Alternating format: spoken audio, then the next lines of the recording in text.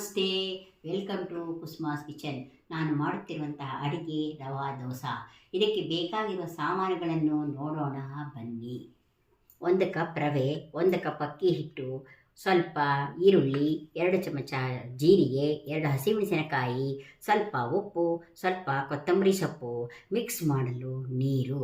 ಇದನ್ನು ಮಾಡುವ ರೀತಿಯನ್ನು ನೋಡೋಣ ಬನ್ನಿ. ಪಾತ್ರೆಯನ್ನು ತೆಗೆದುಕೊಂಡು ಅದಕ್ಕೆ ಅಕ್ಕಿ ಹಿಟ್ಟು,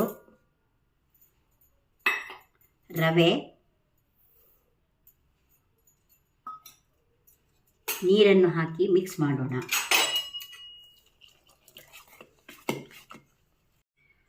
ಅಕ್ಕಿ ಹಿಟ್ಟನ್ನು ರವೆಯನ್ನು ಹಾಕಿ ನೀರನ್ನು ಹಾಕಿ ಚೆನ್ನಾಗಿ ಮಿಕ್ಸ್ ಮಾಡಿ ಈ ಪದಕ್ಕೆ ಬರಬೇಕು. ಈರುಳ್ಳಿಯನ್ನು ಹಾಕಿ, ಮೆಣಸಿನಕಾಯಿಯನ್ನು ಹಾಕಿ, ಜೀರಿಗೆಯನ್ನು ಹಾಕಿ,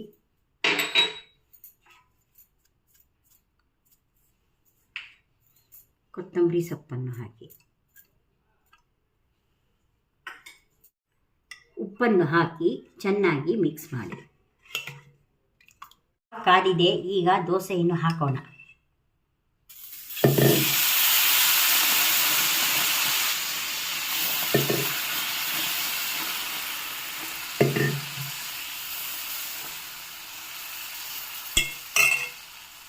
ಒಂದು ತೊಟ್ಟು ಎಣ್ಣೆಯನ್ನು ಮೇಲೆ ಬಿಡೋಣ.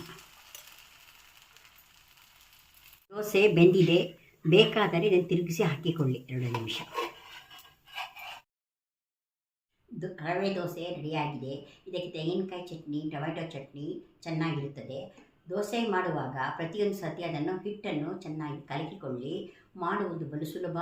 ಮಾಡಿ ನೋಡಿ, ತಿಂದು ಸವಿಯಿರಿ.